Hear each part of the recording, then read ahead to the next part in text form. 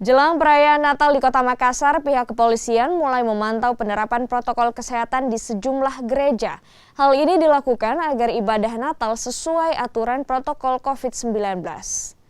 Salah satu gereja yang jalani pengecekan penerapan protokol kesehatan adalah Gereja Bukit Zion dan Gereja Betel Makassar. Petugas memantau penerapan protokol kesehatan yang diterapkan pihak gereja jelang ibadah Natal.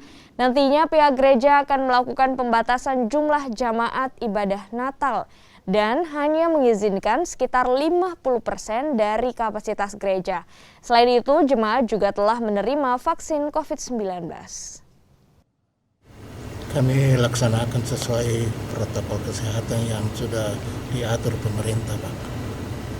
Biasanya berapa jemaat, Pak, normalnya? Kalau normalnya waktu-waktu sebelum pandemi itu bisa beribadah 100 lebih, Pak.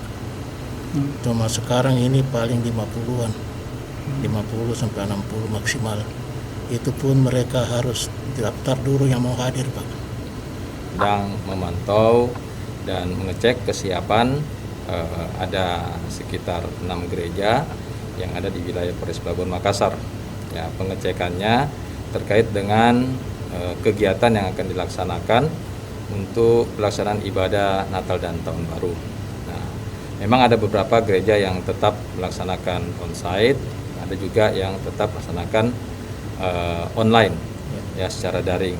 Nah, ini kita ngecek yang onsite, ya, termasuk jadwalnya, termasuk kesiapan pelaksanaan ibadahnya, ya, dari